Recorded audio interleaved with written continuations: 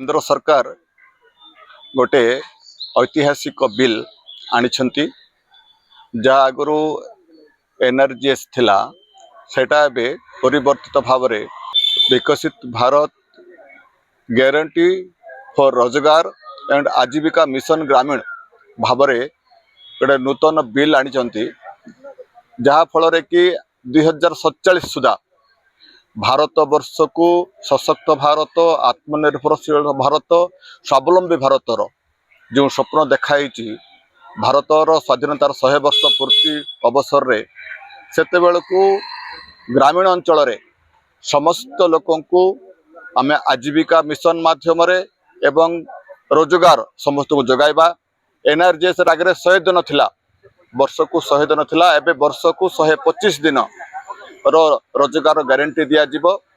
वीपीजी रामजी एटा गोटे योजना वर्तमान आमर केंद्र सरकार को जोटा कि आगो एमजी एनआरजीएस थिला ताकू किछिटा मॉडिफाई करिकरी याकू करा जायछि जेहेतु कि आईन रे गुडाए सुविधा अछि। माटी काम ही होतुला, गुडाए काम माटी काम ही होतुला, किंतु आईन रे भलो सुजोग अछि जे आमे चारि भाग रे विभक्त करा हैछि नवा योजना रे।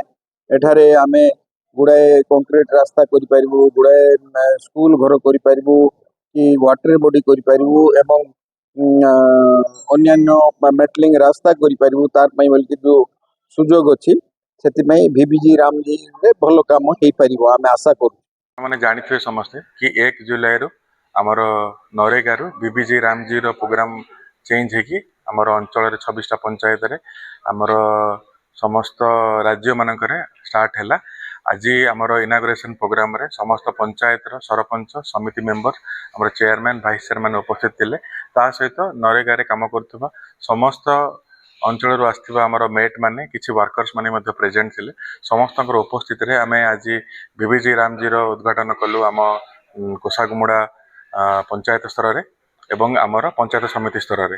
आपण जानी बहुत खुशी हेबे कि वर्तमान सरकार सेटा को 100 दिन रु 125 दिन को करिसेंती एवं जोड़ा मजूरी आगुरु मिलुतला सेटा को बढ़े कि हमर 300 टंका कराई छै। मु आशा रखुछि कि जो वीपीजी रामजी रे जो चारि भाग रे विभक्त कराई छै काम गुडी को सेही प्रोसेस रे हमर बजेट करा जिवो। प्रत्येक पंचायत रे हमर ग्राम सभा रे एक्शन प्लान करा जिवो एवं सफल रूपायन करा जिवो वीपीजी रामजी रो कोसागमुड़ा पंचायत समिति स्तर रे।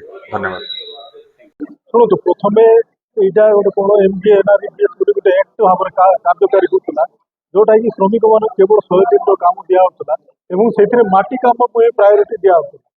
किंतु वर्तमान जो वीपीजी रामजी योजना है ना कि समस्त प्रकार काम हो पार एवं यही जो योजना भी 4 भाग में विभक्त कर जोटा कि आपणकर स्थायी व्यवस्था जोटा कि माने माटी काम न हो जोटा कंक्रीट काम हम जोटा चिरस्थायी हो पार सेमती प्रोजेक्ट गुड़ा दिखाई पार जमीक आप घर एडिशनल क्लासरूम है आपंकर बन्या आश्रयस्थली है कि जोटा साही ड्रेन है कंक्रीट रास्ता है जोटा कि माने कम दिन भर धोई कि 10 दिन दिन हम एवं ये 125 दिन अति कम 125 दिन साधारण जो मैंने लेबर मान काम पाइबे एवं फॉरेस्ट राइट एक्ट जो मैंने 150 दिन काम पाइबे।